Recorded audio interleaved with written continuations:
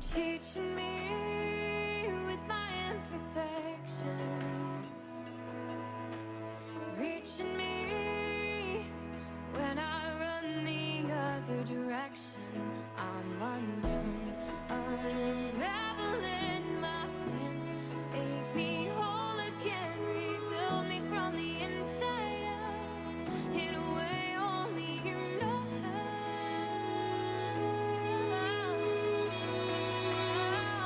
I need a revival, something more than this shallow survival. God, I need you. God, I need you. Father, bring me redemption.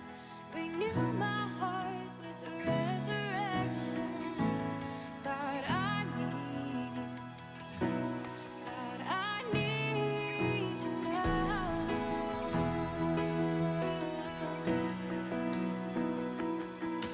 You're pouring out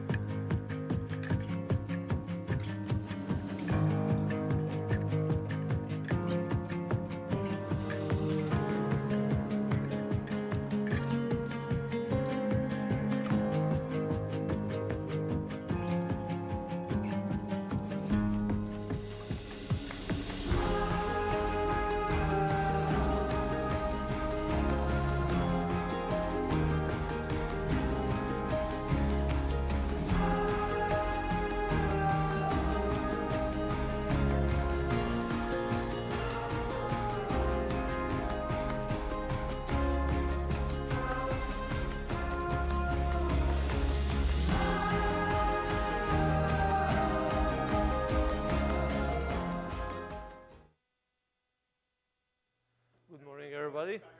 Huh? Oh, okay. I started watching the podcast, but I barely got like 10 minutes into it with the Joe Rogan and the pilot. Oh, okay. One of the Gretsch, what his name is? Yeah. Good morning. Good morning.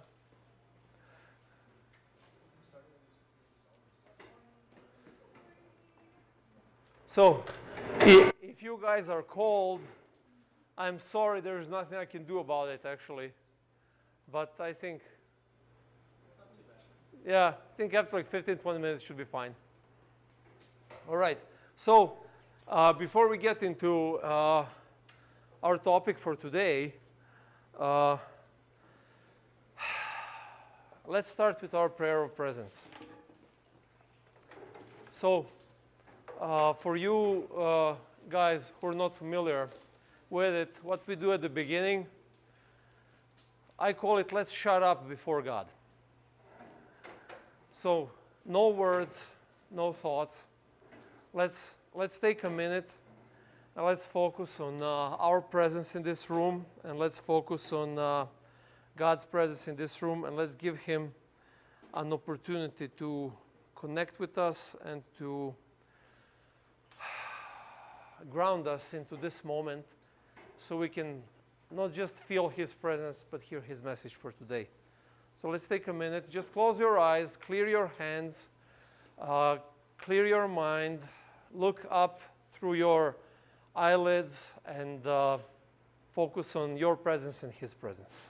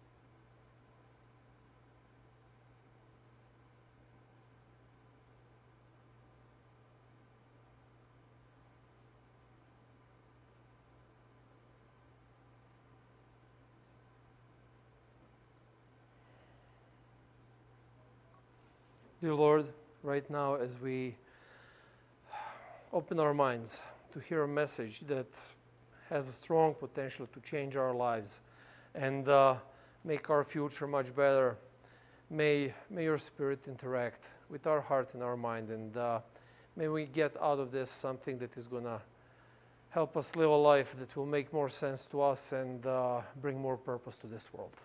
Amen. All right, so today, next week we're going to have music. So next week we are definitely starting on time. Today we had a little bit of slack. I figured the drive is not going to be friendly. At least for me it wasn't friendly. To talk about is chapter 9. And chapter 9 is a little bit different than the chapters from before. So, wait, there we go. Okay. Chapter 9, Solomon kind of writes stuff down. And 8 chapters that we studied, I mean, there were so many things, so many insights, so many deep thoughts that we engaged in the last month. And now chapter 9, he kind of stops. Like his hand gets tired of writing. And he is just kind of writing down a summary. He already wrote all of the big ideas, all of the big messages, all of the stuff. He already wrote all of that down. And now chapter 9 comes, and he's like, okay, let's abridge these 8 chapters that I just wrote right now. That's what he does here. So chapter 9 is, in a way, if we didn't study the previous 8 chapters, if we just took the time to study chapter 9, it would give us like the big picture, the big idea that he wanted to say in the previous time. But for me, the coolest thing here was, like, even though his whole idea in Ecclesiastes revolves around this tangibility of death, he sees death, especially in chapter 9, as best thing that can happen to you. And all of you are young here. I'm the oldest one. Halfway through, I feel death slowly creeping. But you probably don't. I doubt. Maybe Sean. His back hurts. But everybody else, let's put it this way. How hard it is for you to relate to the idea that you will die? Not today, hopefully, but with this weather, you never know. But how hard it is for you to relate to this idea, to say, okay, I'm going to die? I think that's the motivation, right? You find it as a motivation, okay? The understanding of imminent death is the only way you're able to see to actually live your life, or to actually live life, because you only die once, but you Okay. live every day. Thank you very much. All right. What about the rest of you? I'm the opposite. I find it hard. You find it hard? Like the sole idea that you will cease to exist at some point is disturbing? Okay, cool. Thank you. Okay. What about the rest of you? I mean, my mom kind of jokes about it every day. She's like, when I die, you guys are going to do this, this, this, and this. But she made it so normal for us, like that thought of it, that none of us are kind of scared of it anymore. It's very true. It's actually something that at least for us in our family, we've seen as like this is a normal process of life. And we just had someone recently pass away, and instead of we did cry for her, but we also celebrated every part of her life. And we laughed about her being sassy and just being the coolest like auntie ever. I was gonna say that, like, I kind of agree. I do agree with what everybody is saying, but also with like what Roy mentioned, because like with me, ever since I've had Rafa, it's like the fear of like just don't let me die so young because he needs me. Like I don't want to leave him to grow up alone. So there's that fear of like, Okay. oh no, don't let me go too soon, please. Okay. There's enough for him to be an adult, please. Whoever. Go ahead. Okay. If you knew the exact day you would die, it would give you an understanding of what you want to do with the time you have. But because you don't know how much time you have, you take it as you have a limited time. Okay? Yeah, that is very true. But knowing us, if you knew you were going to die, on Friday you would wait until Thursday to, to do all of the stuff that you need. How much you want to try to do during that time. She finds it comforting. Comforting? In what way? Now he puts you on the spot. And now I'm putting you on the spot as well. I don't know. I don't think death is something to fear. It's a natural process of life. Like, it'll come for you eventually. So like to fear something that you know is going to happen doesn't make sense to me. Thank you very much. Okay, so over here we have a vast array from pretty much one side to the other side of the spectrum of the way we perceive death. It's a one-time event that ends it all. Now, I really, like one thing that remained with me from Braveheart is that thing when William Wallace says, is like, all men die, but not all men truly live. That is what Solomon is trying to teach us. And he puts a whole ton of emphasis on that in chapter 9. So let's do this. We're going to split this in three segments of study. So first one is going to be, open your Bibles, please. Verses are not going to be on the screen. So Ecclesiastes chapter 9. We're going to start with verses 1 to 6. Take a few minutes, read through this, and tell me, try to summarize these 6 verses in the context of everything we were talking about. Try to summarize it in 5 words or less. Come up with a sentence, 5 words or less, that will summarize verses 1 through 6. Chapter 9. Sorry, my bad. Chapter 9, 1 through 6.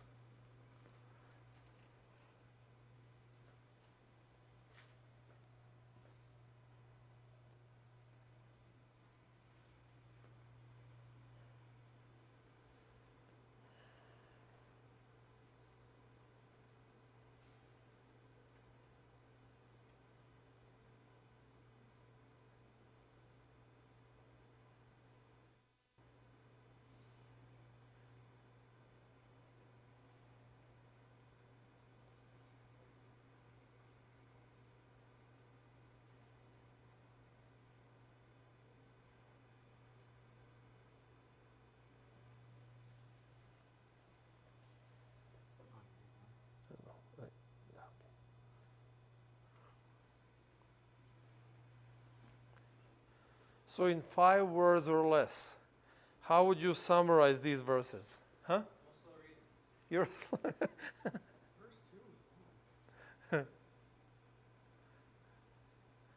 I mean, it's a common topic for these 6, so.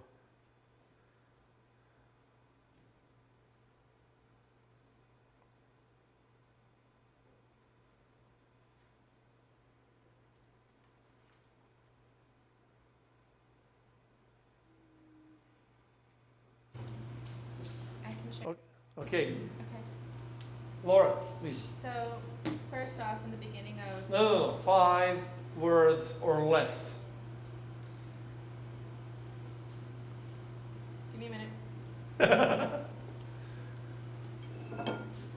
Okay. God has it, no more worries.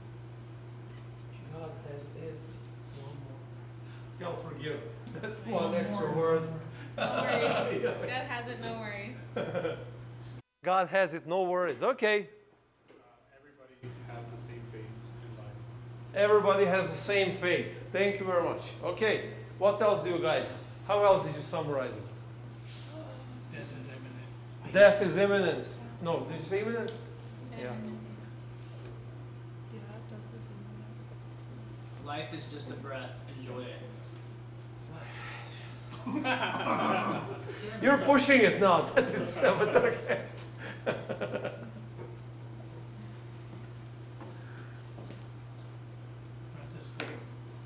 You want to try one more try? I already gave a good one, okay? Everyone's the same under the sun. The what? Everyone's the same. Everyone's the same. Yeah. Okay. Yeah, like we're all on the same playing field. Same playing field. We're all this. Okay. So the summary over here of these verses is peculiar because it seems like he's going back, and yet again he's lamenting about death. But it doesn't seem like a lament actually. Like here, hit the next slide. I think one more. These kinds of things that crossed my mind as I was reading this. Like one thing that he points over there is like, this is really not fair. Like this is an evil. He even kind of insinuates it's an evil from God that everybody dies the way we do, no matter who you are, no matter where you are. Death comes to all, inevitability of the end. There is nothing you can do. Live while you can. Life ends with death. That is as much as we know. And that's his point. Like, all you've got is this life. And that is what you know for sure. Anything more than that, you may believe that there is more than that. But what you really know for sure is that this is it. No matter whether you're poor, whether you're rich, whether you're strong, whether you're powerful, whether you're a slave, whatever, whoever you are, whatever you have in life, this is it. This is the end. And in a way, he's kind of trying to make the same point that Karina mentioned, like, this is just the way the things are. Embrace death. They say that there's only one certainty when you're born, and the only certainty is death and taxes.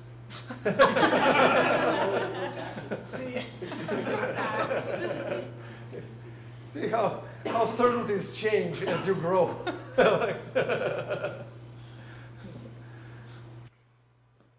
The only certainty that we know is that one day, might be today, this will come.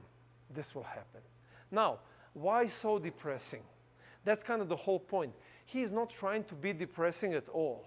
He is trying to help, like what you mentioned, like you have hard times coming to terms with the fact that one time you're going to die, and that's normal. I mean, everybody has hard times as well for whatever your reasons are, whatever his are, but all of us, for example, if we were faced with an imminent death situation, all of us would do everything we can to prevent it. That's how we are programmed, literally. We are programmed to live. We are programmed to preserve life and to continue living. That's natural. That's how things work. But the awareness that the time will come when you won't be able to do that is not supposed to be depressing. It's supposed to be liberating. It's supposed to be, you are free to live because you know that the day will come when all of it will end. So it's kind of like fiesta, screw it. It is what it is. Nevertheless, the problem that we have is that the more we mature, the older we are, there are more things that tie us to being alive than to being dead. That's the issue that we're going to be discussing a little bit more. Go ahead. I was thinking about when people thought the world was coming to an end in the year 2000, people were partying like it was 2000. Like it was going to turn 2000. Or 2012. Or 2012 was awesome. Like, yeah, that's a lot like, of people were really reevaluating, like, is this really what I've always wanted to do? And obviously chaos ensued, but it really kind of reflects into your life. It's like, what is it that would make me so happy that dying would be like, and I lived well? I was also going to say, even just COVID, I feel like a lot of people really started questioning if they were living their life fully, because they saw a lot of people dying and then a lot of mass hysteria. You know, like there was that, but it also kind of feel like opened a lot of people's eyes to like the reality of their life. we live in a very death-washed world, or a life-washed, or whatever would be a proper term, but we are very disassociated from death. That's the way our lives are. And like, for example, just a couple of generations before us, majority of humankind was living in multi-generational homes. You had kids, parents, grandparents, great-grandparents, and from early age, and then on top of it, most people were living with some kind of either pets or animals around them. I remember as a kid growing up with my grandparents. I remember my grandparents dying when I was 11. And then you have your favorite dog that dies. You have a favorite cat or whatever it is. You're constantly exposed to this event.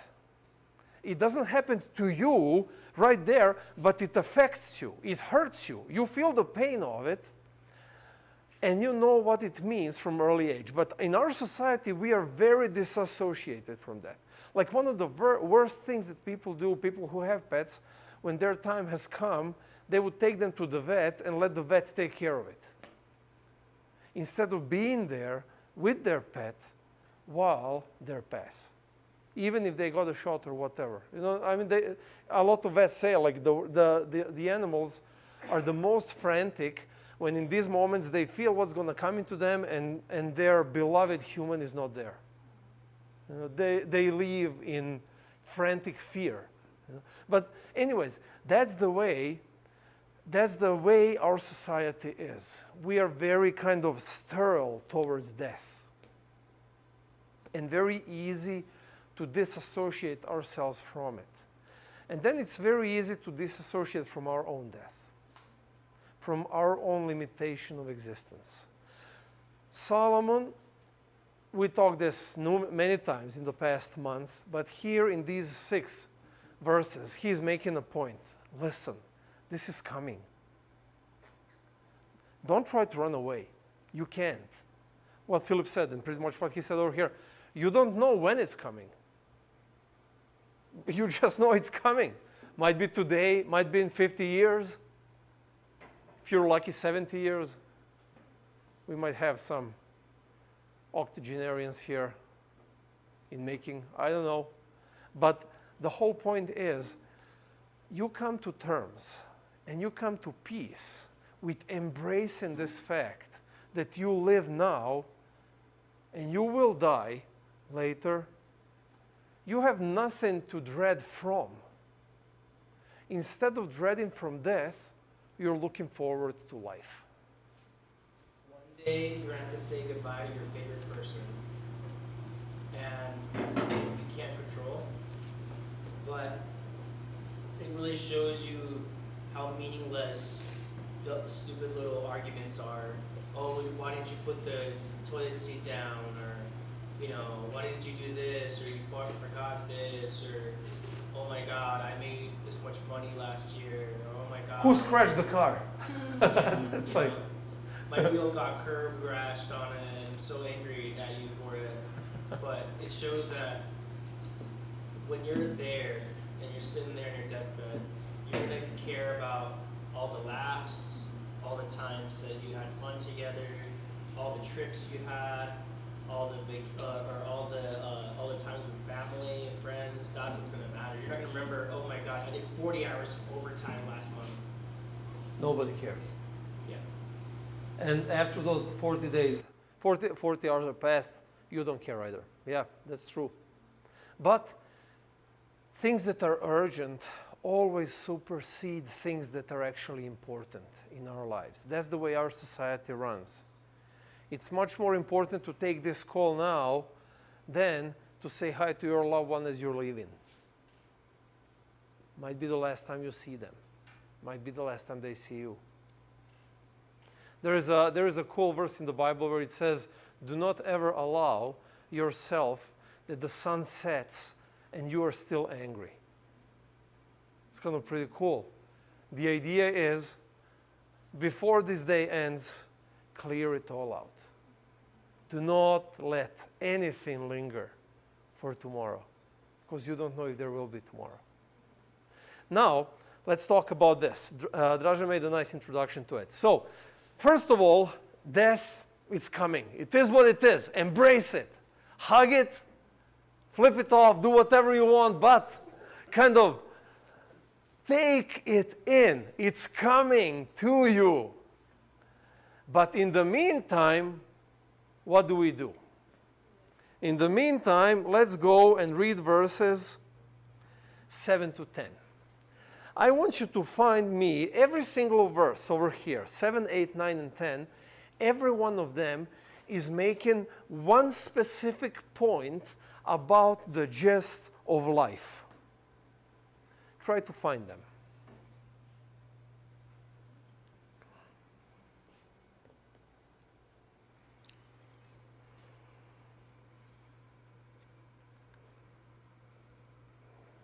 You said 7 to what? 7 to 10, yes. I'll give you a hint for the verse 7. Here's the gist of life. In the mush.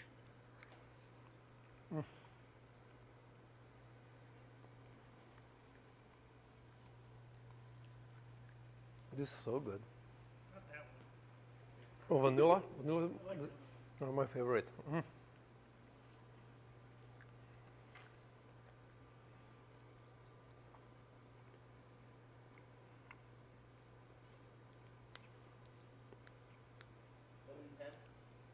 Seven, 8, 9, and 10. 4 gists of life.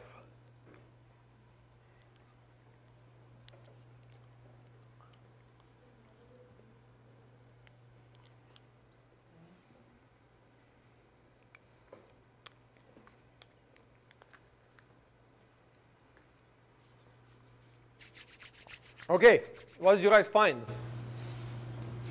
Evelyn. You said 4. I got, so in the first one where he says, eat your food with gladness. So it's like enjoy yourself while you're eating your food. Enjoy, be present in your moment. And then when it was talking about verse 8, like be always be clothed in white and always anoint your head. I thought that was maybe kind of referencing to like just keeping yourself well, like presentable, healthy, like good, being good with you.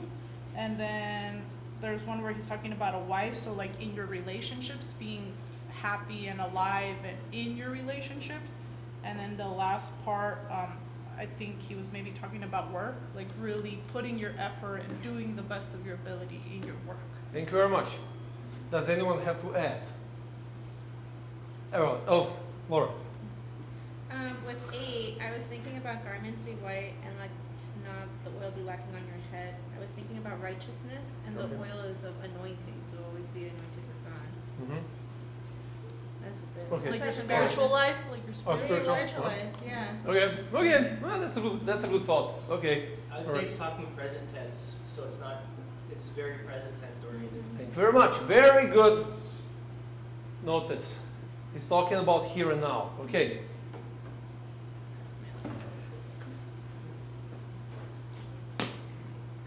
This one. Treat So- yourself. Huh? Yeah, treat yourself. That would have been good. Day label. Treat yourself. Treat yourself. But here's the thing. So first two are inward. The second two are outward. And see them in a succession. Because that's how he wrote them.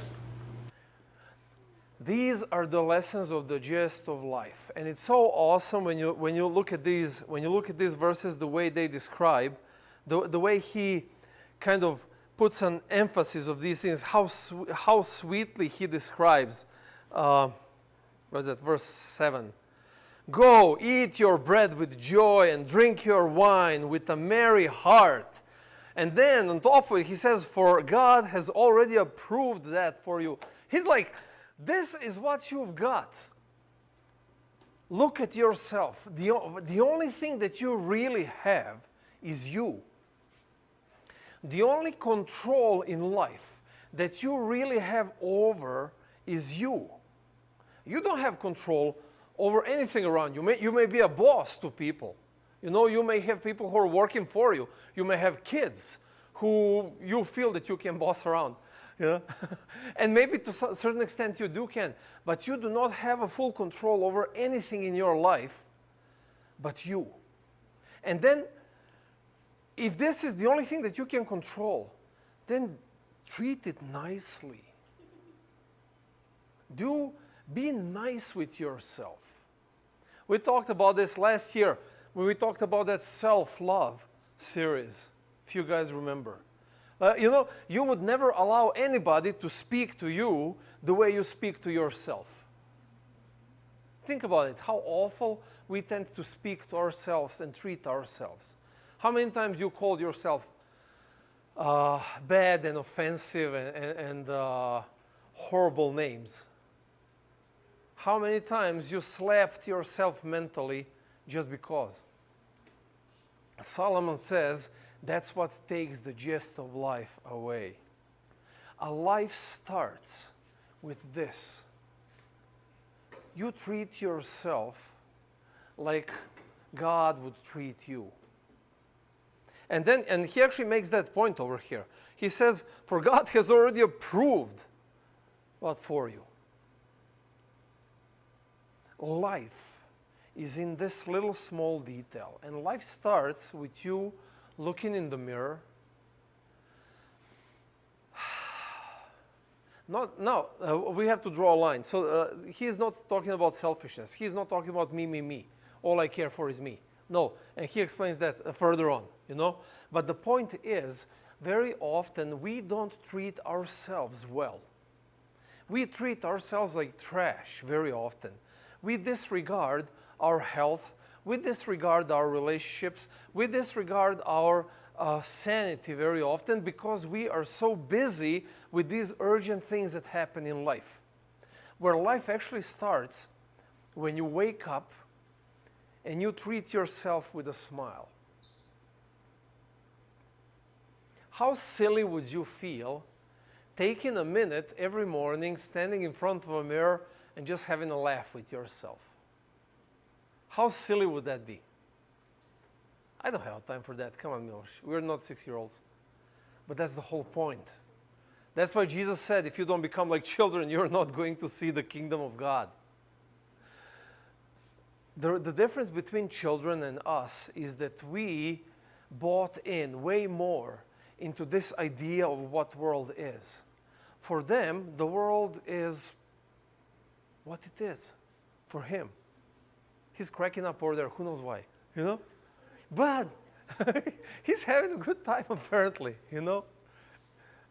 And in some different church, it would be like, "Cállate," you know? Like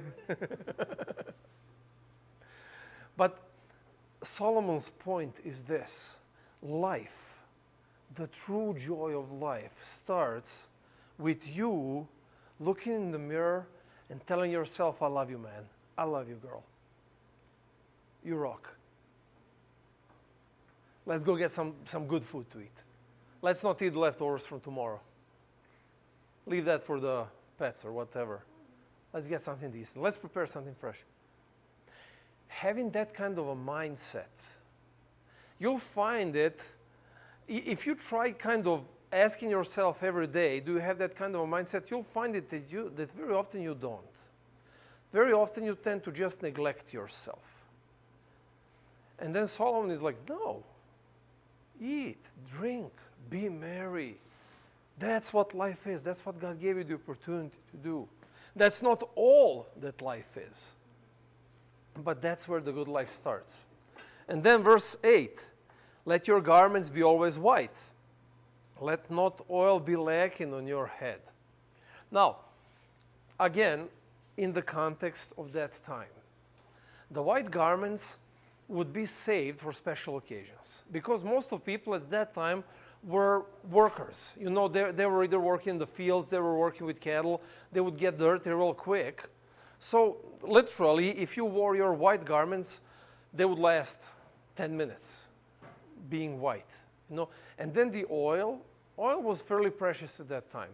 And putting an oil on your head, yes, it had that symbolism of anointing, but essentially it was also like a form of fashion. Like putting a gel in your hair, you know, like spiking it up. You know, well, this was kind of the thing. When you slick it up, ooh, what's happening today? Going to a party? You know? And they were probably also like scented oils and stuff, yes, right? yeah, they had a whole bunch of different scents. Yeah. So, again, the way I read it is present yourself best. But here's the thing. When do we try to present ourselves? Special occasions, events, or you're meeting someone Yeah. important. Okay. So, when was the last time you were trying to present yourself just for you? Oh, for myself? Yeah, just for you. When was the last time, girls, when was the last time you put makeup on just because? You don't go anywhere, you're just sitting at home. Guys, You know when I actually do, it's not like when I put on makeup, it's like when I do my self-care, when I'm like, ooh, it's me time. Like Karina and I were the other day, we're wearing braids because we had put oil in our hair. And it's like, you know your hair's going to be luscious after you shower it, you know? So it's like, ooh, you know, I'm taking care of me.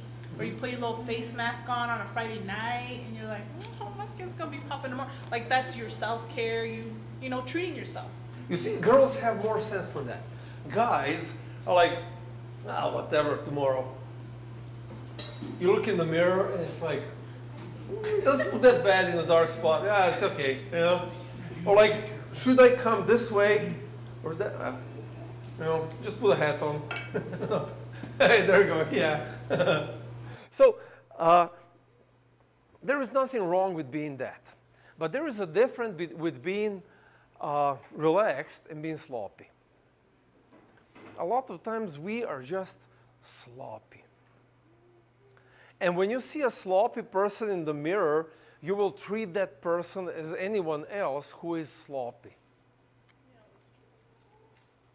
Again, Solomon's idea is this: be your best, but for you. He doesn't talk about special occasions over here. He's just like, make sure you're clean. Make sure you are your best at all times. Why? Because that's what life is. It's like you're showing respect to yourself, huh? Yeah. Don't let your bad breath ruin your morning. Because there's nobody there. It's just you and your bad breath, you know? Brush your teeth right away. Whew, never mind. You know? Been there, right? The point is this. When he talks about the idea of gist of life over here, the idea is this. The inward part is you exist. Everything else around you is out of your control, but you are in your control. So what you should do, get the most out of it. Get the most out of your inward experience. Don't be sloppy. Don't be lazy. Don't eat leftovers just because you don't want to throw them away. I mean, if you have nothing else to eat, okay. But we don't live in a world where you don't have nothing else to eat. We just live in a world where we're lazy. You want to eat out, you want to order in, go for it if you don't feel dirty in the kitchen. That's just Mina's favorite excuse. Who's going to clean the dishes? And usually I'm the one who does that. But stop looking at yourself, as a burden. Stop looking at yourself as someone who needs to be under controlled attention. The reason I'm saying this is because I don't know about you, but most people over here are in a way brought up in a Christian environment. Familiar with that? Okay, then you'll relate. In Christianity, we are constantly told how bad we are. We are constantly, our sins are constantly being brought up. We are constantly being asked to repent, to go back to God, to confess our sins, to change our ways. You're bad. God is good.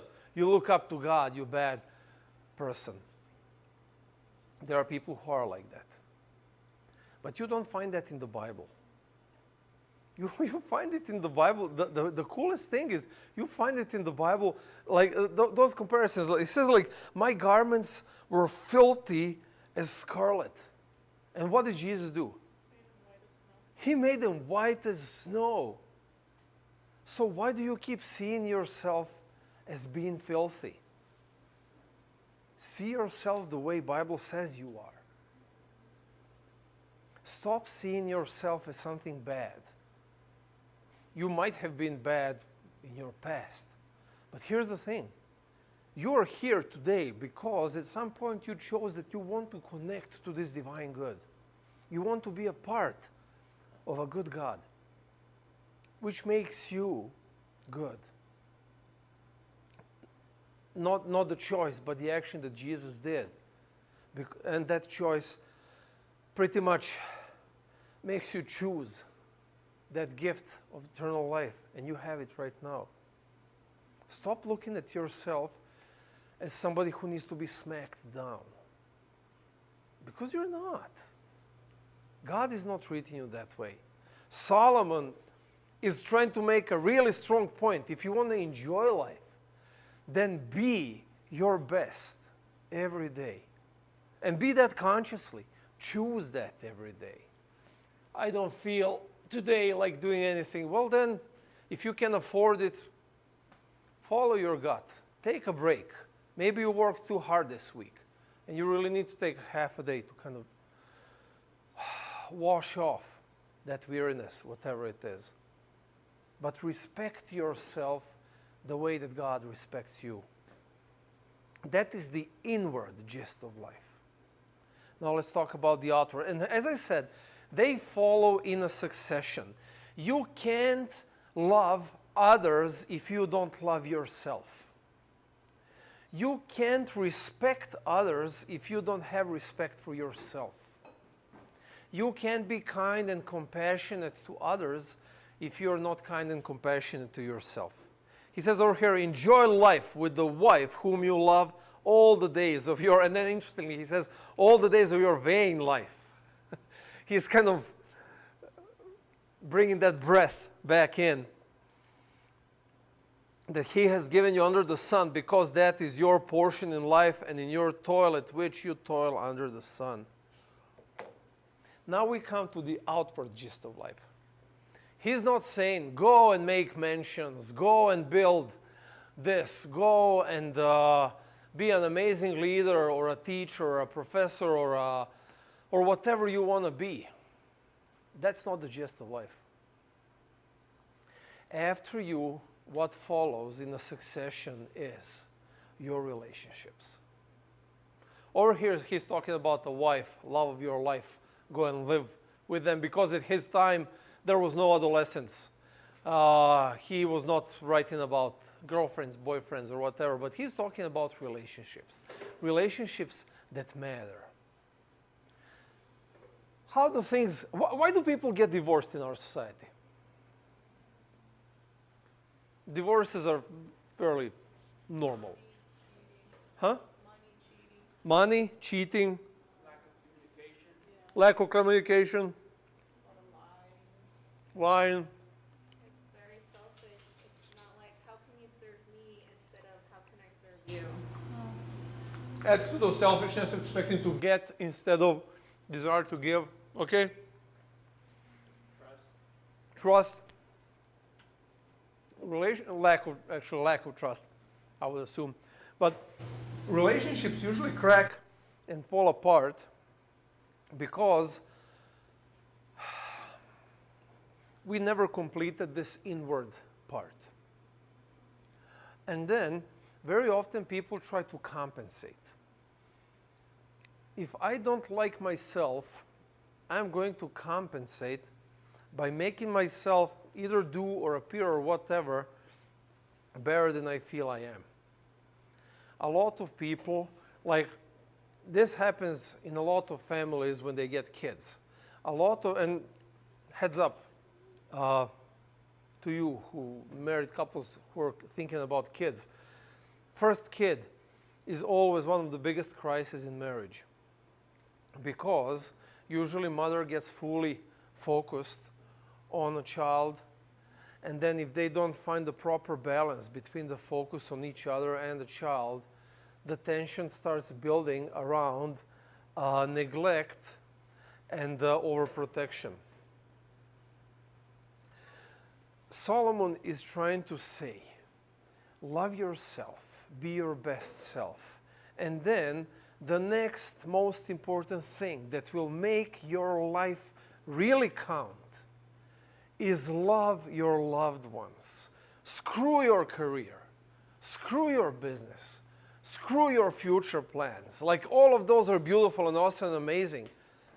But they are fourth ones on the list, not the third ones on the list.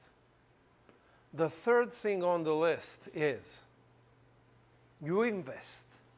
After you invest into yourself, now you invest into your loved ones, into your relationships. That I keep quoting that study again and again that Harvard did, the longest human study ever did. They started it after World War II. They ran it for like 50 years on Harvard graduates. You guys remember the story. Like 300-something Harvard graduates, they followed them through their lifetime, literally, until their deathbeds. And the conclusion was, and they had all kinds of, they had people who bankrupt, lost everything, people who became millionaires, some went judges, some went overseas, achieving, creating, and so on. And at the end of their lives, when they would interview them, last interviews that they would do with them, very often on their deathbeds were the most satisfaction of life had the ones who had healthy families and healthy relationships with their families. Not the ones who had the most stuff, not the ones who had the biggest careers, not the ones who had the most fame. The highest level of satisfaction revolved around our relationships with their loved ones. So you, my friends, all of you right now, late 20s, early 30s, you're building. Right now you're in the phase of building. You're building your future. I remember my 30s. It was awesome. Like, you create, you change, you diverse, you do this, you do that, you do a whole bunch of things. and you're looking forward to see what is this going to come up, where is my life going to take. And then when you hit your 40s, things are pretty shaped up, you know? And you're like, yeah, okay, this is awesome. Now we can ride these waves, you know? Then you get, you get to your mid-40s, you're like, okay, time for a change, you know? But at least for right now, you guys are building. You have to make sure that your building does not get in the way. You make sure that the number 4 that we're about to discuss do not get in the way of number 3. Because that's where you lose the gist of life, you screw things up, and you lose the blessing of God. And this verse 10, I love this verse 10. It's just amazing. Whatever your hand finds to do, do it with your might. Like, that's how you do it. With your might. For there is no work or thought or knowledge or wisdom in Sheol, in grave, to which you are going.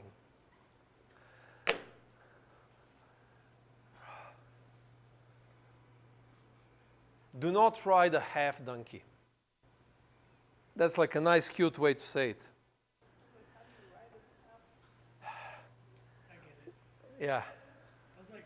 Don't ride a half donkey life. Yeah, exactly. Yeah. If you do stuff half donkey. Wait, where did you get the donkey part? Is this like a Croatian saying or something?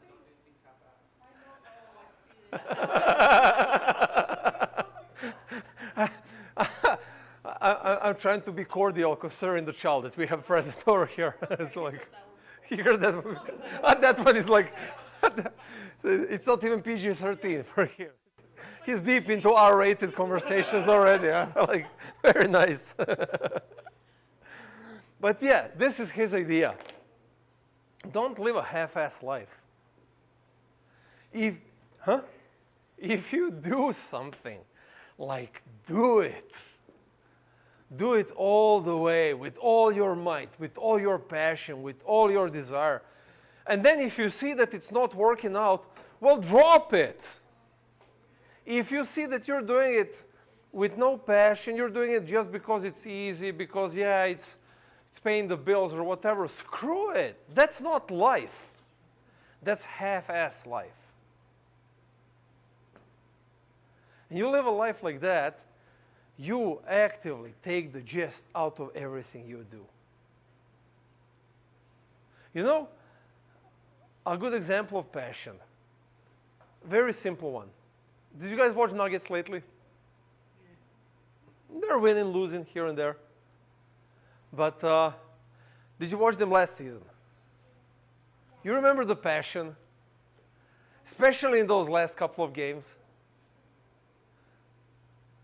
You suck. You're not from Colorado anyways, so yeah, whatever. Yeah.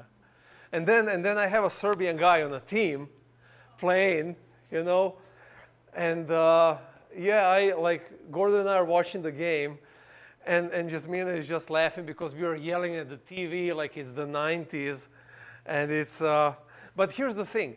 After the game is done and we are whatever, cleaning up, talking about this and that, I'm like, that was so silly.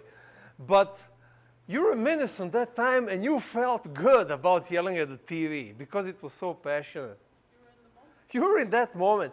Now imagine pouring that moment into everything else you do. Pour that moment into class you're about to take. Pour that moment into business meeting you're about to enter. Pour yourself fully into the project that is waiting for you next week. Like all the way. With all your might. Because here's the thing. It's not important whether it's going to succeed or fail. If it succeeds, oh my goodness, you're going to be celebrating so much. If it fails, it's going to hurt, but you're going to learn lessons. The point is, anything you do because, you know, you don't want to get your hands dirty, or you don't want to get too hurt, or you don't want to invest, or you don't want to lose time, or whatever the excuses are, you're losing the gist of life. I was going to say, God wants you to be passionate about life, love life, live it to the fullest. and not worry about the future or the past. Live right now, because like living in the past where you get depressed, live in the future you get anxiety. So live right now. And I think that's the biggest thing. You live life now, you actually live. You can't live in the past, you can't live in the future. You guys know that, we talked about that numerous times. But the gist of life is in these four things. You love yourself, you get the most out of you. Then you put everything you've got into your relationships. You hear me? Into you. Then everything else that you do follows with all of your might. And that's where the gist of life is. Not in possessions. No, I mean, travel is awesome, you experience things, but none of that stuff matters. It's not where you go, it's who you're with. It's not what you created, it's who you created it with. That's the beauty of it. Because then you reminisce together on these things and you're enjoying them together. There's kind of like a double meaning to that, where you said like it's not where you're going, but like who you're going with, versus like so what I mean by that is like obviously there's some people that live single lives, right? But if they are happy with themselves and they treat themselves well, their journey is gonna be nice, right? Because it's like they're going with themselves, but a happy self. That's why I said in the beginning, let's not contextualize this. He's using this terminology because people who were reading it at that time, all of them were married. And all of them had this one wife. And all of them had, that's why I said this is talking about the loved ones, about the relationships. Yeah, I understand. Yeah, and you're making a good point. Yeah. When you, like you're saying, like if you love yourself, you're going to be able to give the best of yourself to others around you. That doesn't always have to mean like your wife, girlfriend, boyfriend, whatever. It's like your son, your parents, your friends, your cousins. Yeah, exactly. Yeah. But the whole point is, from the very beginning of the Bible, we are not meant to be alone. Being alone, I mean, you can be alone in a crowd, you know? You can be surrounded with people but feel alone, you know? And on the other hand, yeah, you can be single but not be alone. But not be alone. Exactly. You know? The point is, relationships matter more than any achievements you will ever be. Yeah, so that was going to be my question, I guess, is that, I guess, I'm thinking about it, like, what is he saying? So the most important thing from top to bottom, I guess, is to treat yourself like, I guess, be happy with yourself, and then second would be he values relationships and relationship with your significant other over, I guess, everything else, right? Yeah, indeed. That's like the point. Yeah, and yeah, and you can relate with how busy you are. That makes with sense. your life. I mean, it makes sense because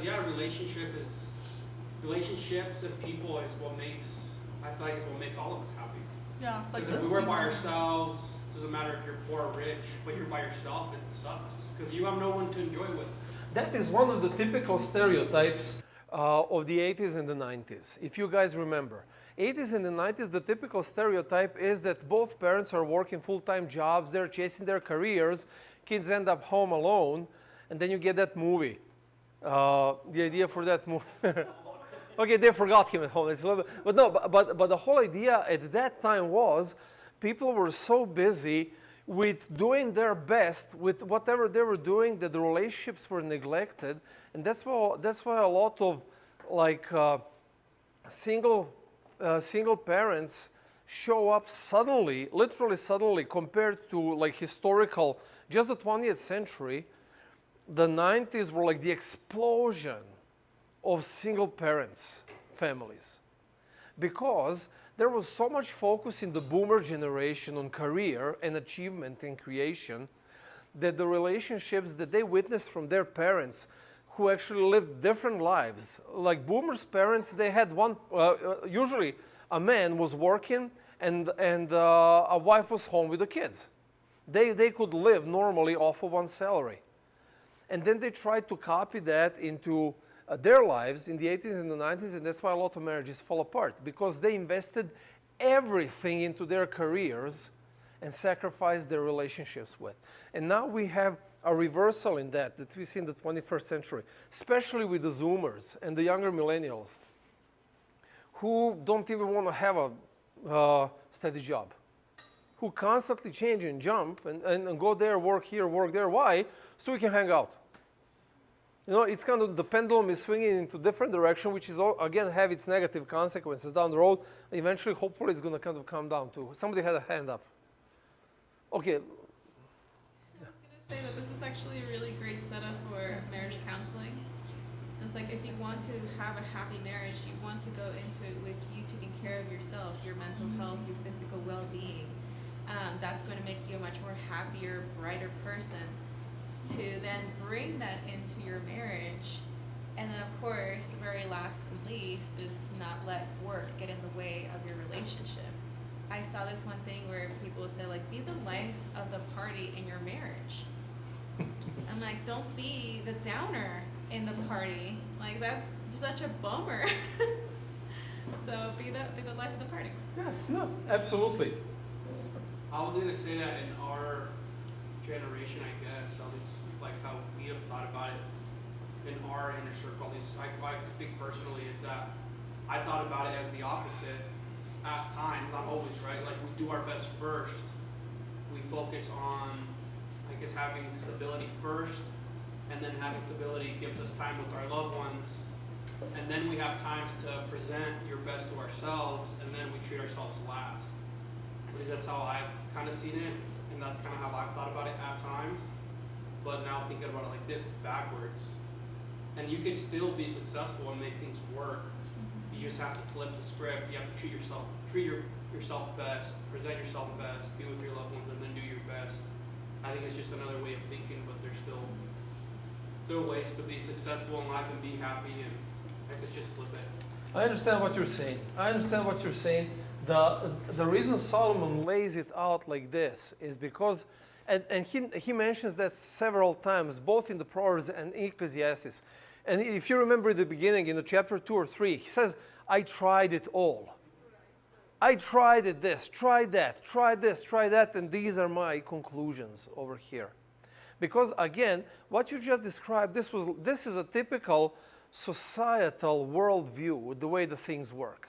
You know, usually, like for example, if you sleep well, that means that you're lazy. You know, if you don't have stomach problems, that means that you're spending way too much money on good food.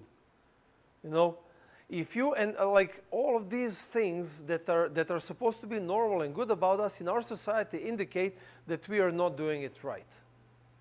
Because the values are upside down.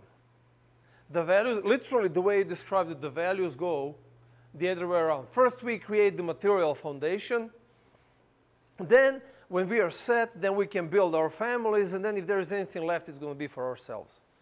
The problem there is that the more time passes by, the more people get restless with the lack of attention that they should have given to themselves in the first place. And then everything else takes more time and starts crumbling. This seems counterintuitive in a way, until you get to the bottom part and you realize that actually this was the real foundation is not in the material. The real foundation is inward, in here. Because again, numerous times in history, we witnessed, you guys were kids back in 2008, but you fairly remember what happened then, that people lose material overnight. And then the only thing that they have left is their relationships. And if their relationships are built on material security, what do you think is going to happen with those relationships? So many people divorced, so many people committed suicides after they lost it all. But then on the other hand, so many people rebuilt. And now they look back at those times as the best times of their lives because they got themselves together and they rebuilt. Because originally they built on the foundation of their relationships and not the other way around. I think that's why he's making this succession the way it is presented over here. Yeah, I just want to add that I agree with Victor, but I've lived a life where I honestly grew up with a family that was always there for me, but I felt like I lacked financial freedom, like most of my life. And then I was like just driven to like change that for my family. And I do think that Christianity gets it wrong sometimes, because I think we talk a lot about spending time with one another. But in order to spend quality time with one another, in my opinion, you have to be doing well in order to be able to afford like a vacation with your family or things like that. The biggest issue that Christianity has on that account is that we are being taught that the money is bad. Or not even the money, but that the material possessions are bad. You don't find it in the Bible. You don't find it in the teachings of Jesus. If anything, wasn't a lot of like the people that the Bible talks about like very successful and very financially like well off, like Yeah. to like we're talking like extremes, like they were wealthy. Like Solomon. Yeah. Not just that. Abraham, Isaac, like If we just talk about the New Testament, you will find Jesus' ministries, Mark writes about that. Jesus' ministries throughout the years was supported by wealthy women who could not publicly follow him, but they were donating tons of money to keep his ministry going. I mean, the problem that we have in Christianity is that very often you feel that Christians should be, maybe not living in a shoebox, but living within the boxes of a shoebox. Because the more you have, the more you're at risk of losing your salvation or whatever it is. Again, you don't find it in the Bible. That is more of a cultural appropriation of the times when the church became, that's another story. But again, I agree with that. That's absolutely the truth. So the relationships matter, and you grow up with that, but then on the other hand, you realize like it would be so awesome to actually have some material stuff to make this relationship even better. And that's the key over here. When the relationships are invested in, then we build together. Well, it's also, I think you're just a happier person when you're productive. And I think the message can get twisted when you're like, oh, we just spend time together, we'll rest, we'll just like be with one another. That's awesome, it gets old quick. And when I think you have a productive family that's just like assertive, like just trying to accomplish things, and then they spend time together, I think people are happier overall. That's my personal take. No, and that's absolutely right. There's that joke, there's that Bosnian joke actually, about like guy and a girl, they get married, and he's spending all his time with her at home. And she's asking him like, hey, how are we gonna survive? You know, all love is gonna keep us alive, you know. So the next day, he's again at home with her. Hey, come on, you're gonna go work, you know, how are we gonna live? Well, love is gonna keep us alive. So that evening he comes home, and his wife is sitting on a stove. Like, what are you doing? Well, I'm heating you dinner, you know. But that's kind of, you know, yes, you have to have a common sense balance created between 3 and 4. Absolutely. His idea is just that the foundations are being rooted inward and with people who we share life with. And then that foundation, you can put anything on it. Again, you don't remember the 90s that much, but you do remember it to some extent, like literally, like during the Civil War in our country. People had nothing, like literally nothing. People lived like a 4-member family, lived for years in a studio apartment because they couldn't afford anything else. But then life goes on. The key thing is the connection that you have, and then you build together. Somebody, I don't know, there were some hands up. I think it's about balance. You know, all these things are great, but when anything is out of balance, it all self-destructs. Yeah, working is great, but when you work so much that you don't have time for your wife, or you don't have time for your health, or you don't have time for your family, and all of that will self-destruct itself. Yeah. That's why I feel like you yourself know, well, hopefully you know that the balance between, you know, your physical, your mental, your family, and all of that, once your spiritual, your mental, and your like your emotion, all that stuff is together in a good balance, then you can do that. So. Thank you. No, absolutely true. me, Time for us. Go ahead. Life isn't balanced. There's seasons. Like if say me and Monsieur ever had a kid, like my balance will not be like I'll be with my kid in the growing up stage, whatever. But there's just seasons in life. There's a season where you gotta work more than you gotta like relax more. You gotta read the flow. Mm-hmm. So here's the thing: the You balance. adjust yourself to the situation. Let's understand one thing. This is not balance. You know what I'm trying to do. That is not balance. The equilibrium is not balance. That is not what life is. That is stagnation. The balance is, okay, I'm not going to be able to do it with this, but I lost it. Let's do it again. But the whole idea of a balance is like life moves. There are so many moving parts. And the whole point of life is follow the waves. Identify them, recognize them, be a part of them, embrace them. Don't try to, okay, now we're good. No, you're not.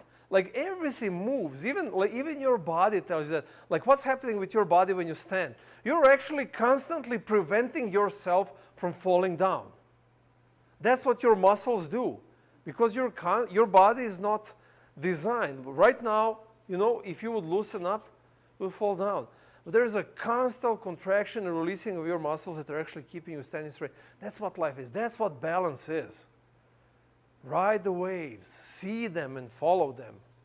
I think like he has a point when he says there is seasons, but it's still that skill. Like let's say you have that skill that you have, and there's a certain season maybe he has a kid. So if he has a kid, then his time, the way he Manages it. is going to be different.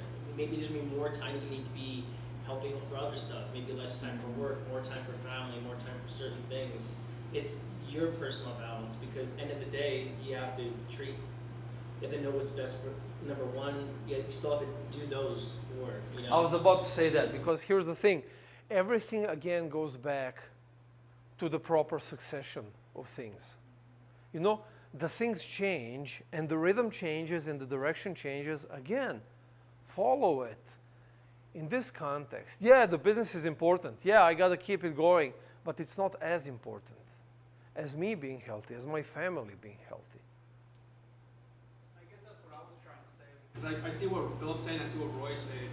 I guess the way I took about it is, if I have a really big project, I'm not just going to focus on that specific project. I'm going to focus on the first three and judging, hey, as long as I know that the first three are there, then I can really focus on four, on doing my best. Versus the other way around, I'm just focusing on my project and letting the others lag. So I see what Philip's saying, I see what Roy's saying. I agree a little bit more on the season side, but I guess learning as of today, like I definitely want to focus on the first three more and make sure those are set, and then focus on the fourth, which is doing my best. And one thing also with the first three, you always listen to a feedback. That's what often we don't do in our relationships. We don't listen to feedback. And very often feedback is unspoken. You know, we don't read the signs because we are so, yeah, especially from your loved ones. Yeah.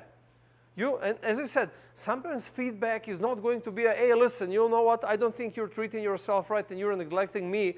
I think you should calm down with number 4. That's going to be like once in 100. That's going to be, you're lucky to get that kind of feedback. Usually feedback is going to be, why are we drifting apart? Or your kid having more tantrums than normal. Exactly. Yeah.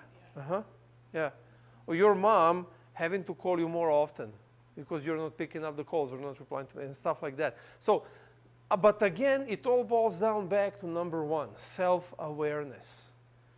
If you're fully aware of what's happening in your head at all times, you will be able to recognize and see these subtle signs. And the reason why that is so important, we are about to wrap up and we should have already gotten into the third part, but we kept talking about this.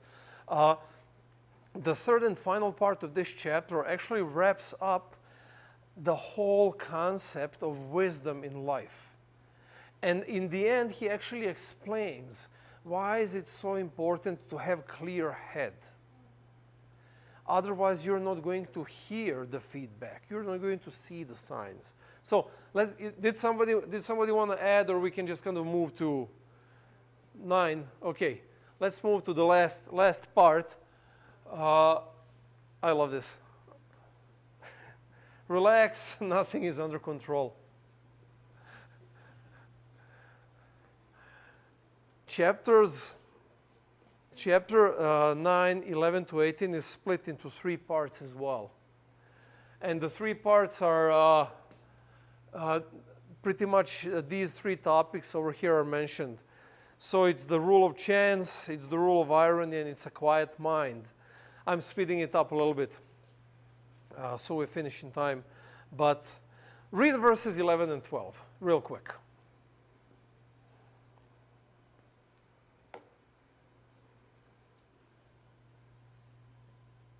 What do they tell you? It is what it is. It's more than that. I got like life isn't necessarily fair. It's not what you necessarily think is gonna happen, because he's literally saying like the race is not to the fastest, the battle's not to the strongest. Like there's chance, luck involved. Like sometimes it happens, sometimes it doesn't. Thank you very much. I was gonna say, like, we're talking about being rich or working for that work life so that we can have more time for things, but that isn't always going to be the case. It's like right here, it's like it's not going to go to the rich, it's not going to go to the swift, it's not going to go to the wise or the intelligent. You think that you're going to be able to find a way around it, but life is going to sometimes hit you or give you a curve. The thing that I wanted to say earlier is that sometimes we need to be a little bit flexible with the things that we want materially so that we can have the things that we want that are more important in our lives. And for like me and Sean, sometimes we think about having like a van life, and that means like maybe we can go travel more and spend more time together and just live a little bit better. For other people, they want to have a stable home or a bigger house. But I saw this one story of this really, really rich guy who was depressed as could be, and he wasn't having a good life, and someone told him, just downgrade a little bit. Don't let that scare you. Get downgraded into a small family home, make sure your payments are a lot lesser, pay everything off, have that time with your family, and then rebuild. And if you're able to get back to the place that you were once at, awesome, and then have everything, good. But if not, at least you have a home, everything's paid off, and then you have your family and yourself and your sanity. The verses over here say that, technically this is what they say. You're not going to win by following the rules. You, like for example, what you just described, it's a great idea, but there is no guarantee any of those things are going to happen in that way, or that, or like if I work hard, I'm going to get, or if I do this, I'm going to, like, yeah, there's a general possibility for things to work out, but the idea is, no, you have no idea what's coming your way. You know, you may follow the rules, and they might take you to a general direction, but there is no guarantees that life is going to be fair to you, that you're going to get what is your due, that you're going to earn your wages the way you think that you should, and so on. Life is a chance. And that's what gives it so much beauty. You guys remember that series from the 80s, Elf? Or you're way too young to remember that. Elf. Oh yeah. Yeah, that was the 80s. Yeah, that was like. No, not Elf, not Elf. ALF, Elf. Can you explain the verse 12 a little bit more? I guess like it's pretty. I like it a lot. It's just I'm just trying to make sure I understand it. Okay, let me get to it. But in that, one of the cool things about this, the reason I brought that up is so Elf is an alien coming from another planet, and in their life, they exactly know how long are they going to live, and they exactly know the moment they're born, they know the day that they're going to die. And they had this existential discussion between him and their 12-year-old son. and I remember that I was probably like 12 or something like that when I watched that. But I remember that, like, and the kid is saying to Alf, he's saying like, I would really be afraid if I knew when am I going to die. No? And Alf is replying, no, not really. If I didn't know when am I going to die, I would be freaking out. You know, like this, I exactly know how much time I have. And I got to do this and that. And you know, because you know, when it comes time to a year, or you're passing, they cut off all your credit cards, so you better kind of, you know, he's joking about it, but the whole idea is this.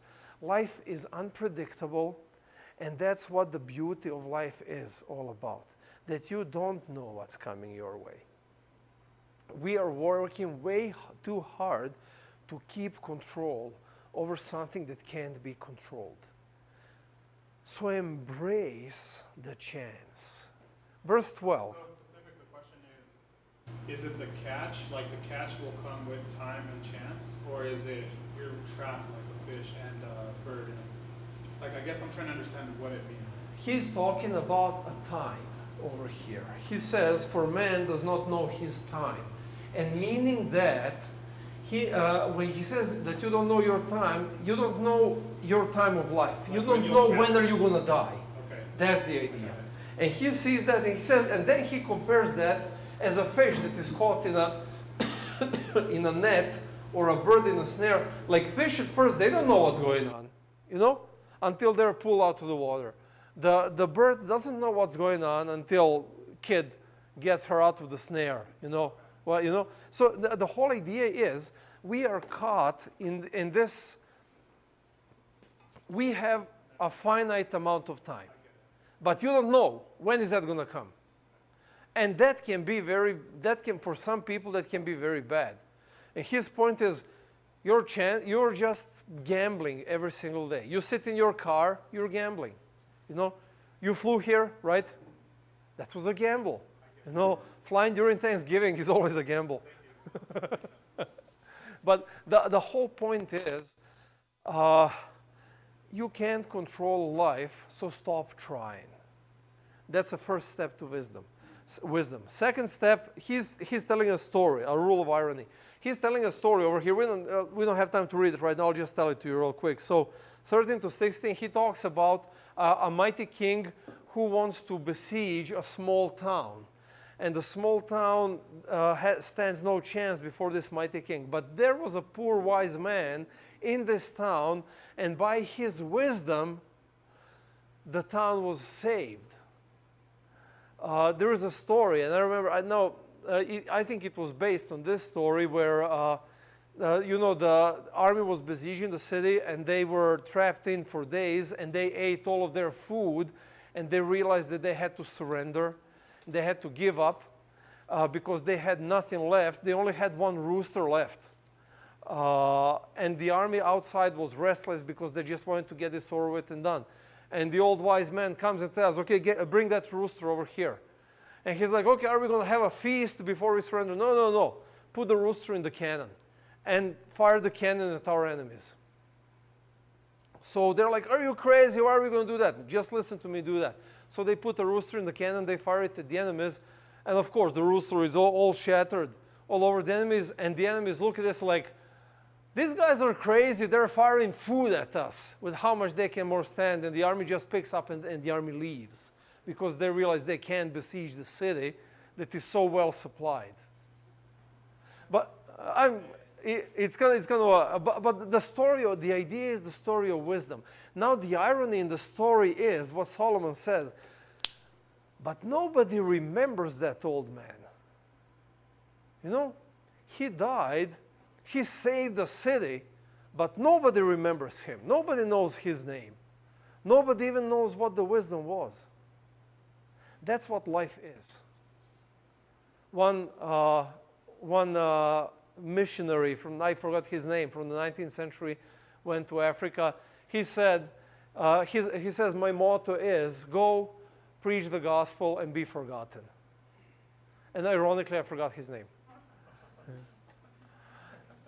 But yeah, yeah.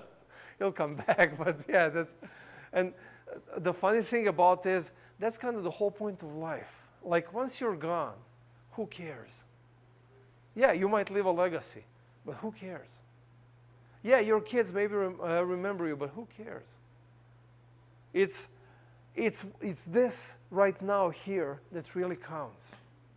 Yeah, you want to live a good life for your kids, but not because you're going to live forever in their minds, but because you want their well-being, not yours.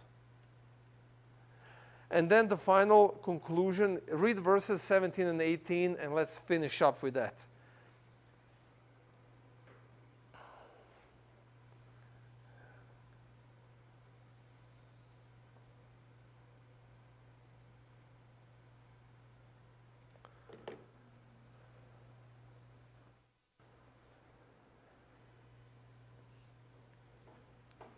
You guys remember the story of Elijah? So Elijah, he runs away in fear for his life. He's down. He's at the rock bottom of his life. And he's all beat up. And he's sure that God lost his battle. And he's sitting in a cave. And God tells him, okay, you're going to see my presence right now. You guys remember that story? Keep going. So like an earthquake shatters the ground, and everything is rumbling and tumbling, and he sees the hills crashing down, and God is not there. And then the fire passes by that just torches everything, destroys everything, eats up the rock, and the God is not there. And then the whirlwind comes. It's so mighty that he couldn't hear anything, so loud and noisy, lifting up rocks and throwing them around, and God was not in it.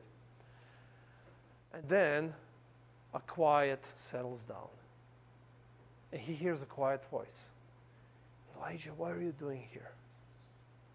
And that's when he realized God is present all the time. But he couldn't hear it because he was focused on the thunder, on the fire, on the wind. The quiet voice that he heard, he could hear it when his mind was calm, when everything around him was calm. God is not in the details. God is not in the tumble and rumble. God is in the quietness of your mind. You know, so many times we pray and ask God to talk to us. And then he tries to whisper to you while you're at a baseball game. You know, or at a rock concert. You gotta walk out of that rock concert in your head, clear your mind to be able to hear this clear voice of God. Somebody had a hand up. That's what I've learned is what God is, that quieter voice. I feel like when life is going crazy, you have two voices, one of anxiety and one that's more quiet. God's not the one with the anxiety, with all the stuff you're thinking about. It's the quieter voice when you calm down. Thank you. Thank you for that. That's a good experience. Because the key to wisdom is not to have more things in your head, but ironically to have them less. The more your mind is clear, the more God can talk to you. Because, I mean, you know how it works. If your mind is filled, there is no more room for anything else to be shoved in. And usually how things work, everything around us is fighting for our attention.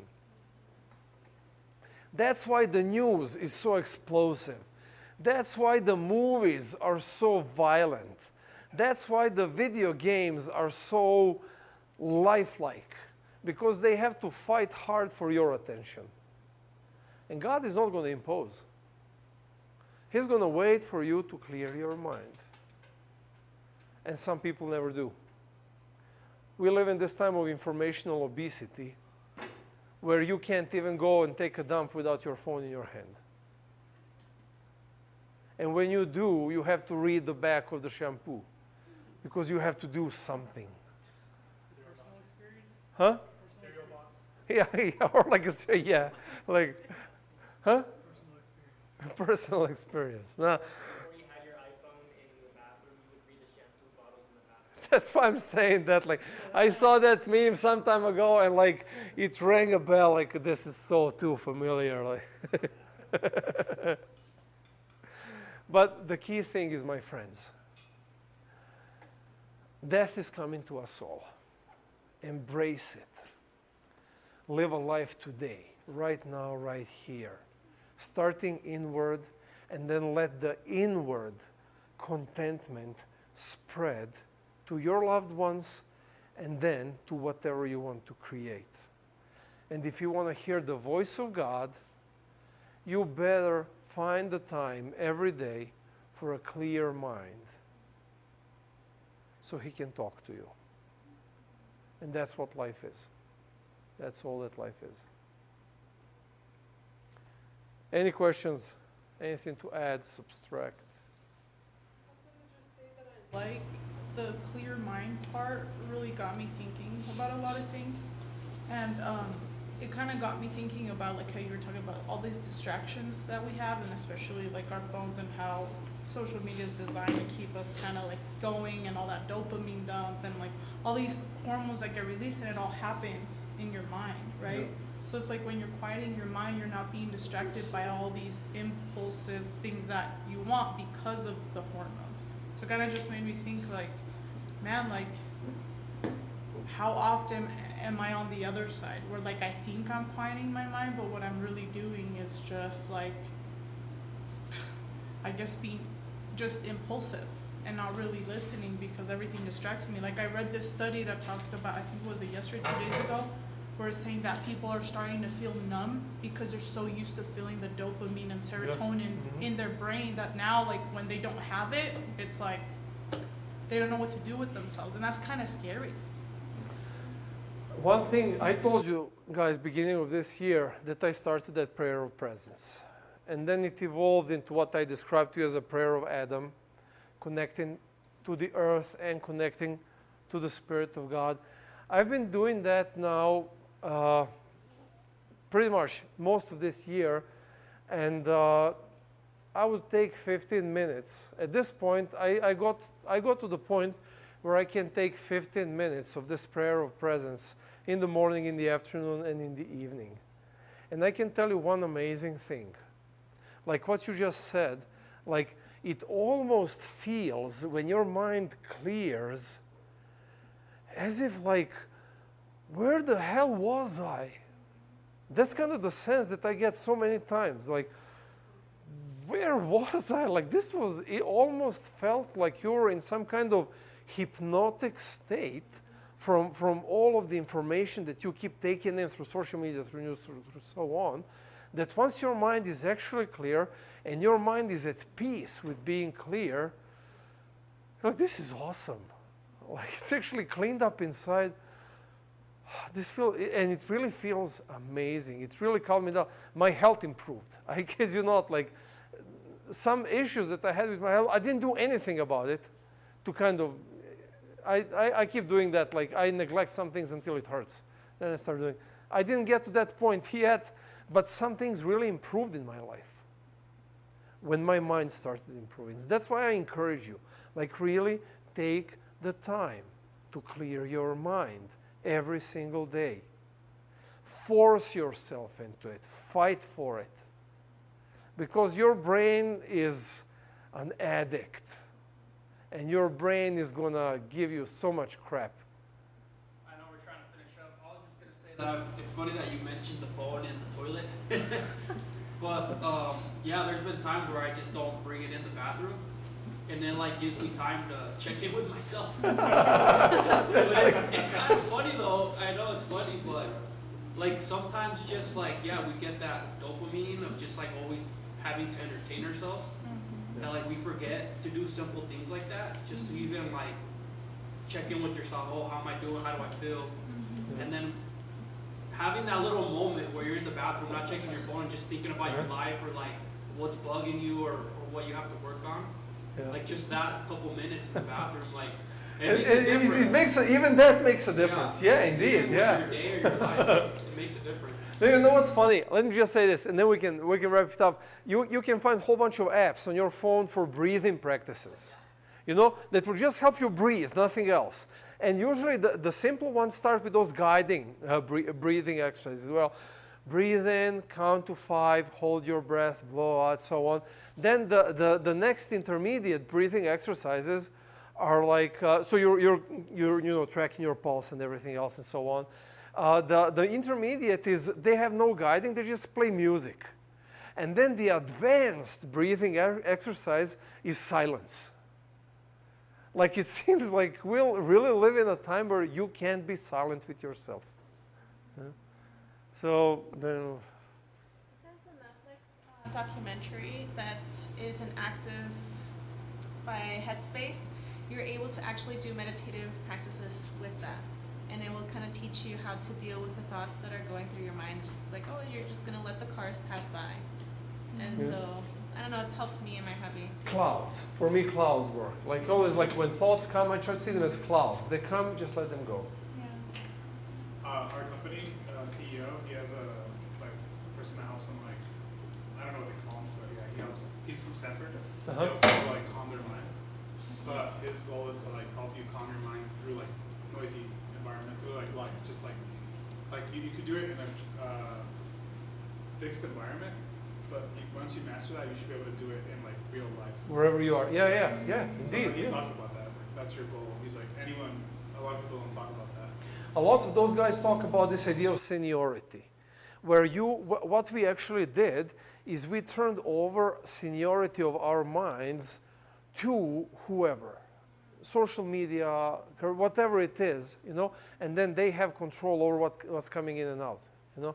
But pretty much, I read several articles on that topic of taking over seniority of your mind, and once you attain control of your mind again, then exactly wherever you are, if you're on the battlefield, your mind is going to be calm and balanced. Yeah. Okay. Anything else? Excellent. Nice. Don't put your phone in the bathroom. Final lesson. Yeah. Smell the chemicals inside your shampoo. Dear Lord, thank you for this time. Thank you for these lessons, and really thank you for your Spirit, because He's the only one that can make these lessons alive and real in our life. And right now, as we head homes, driving by chance and hoping that everything's going to be okay on the road, be with us and make it be okay. Keep us safe. Keep us growing and finding our purpose so we can really make this world a better place. Amen.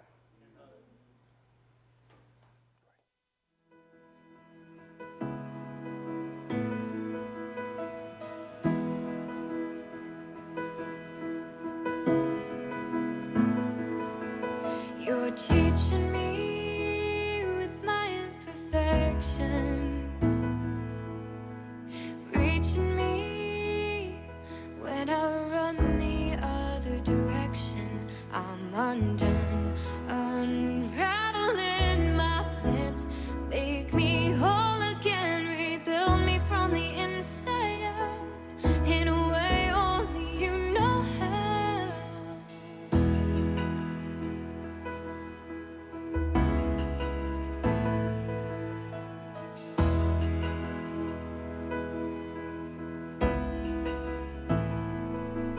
You're teaching me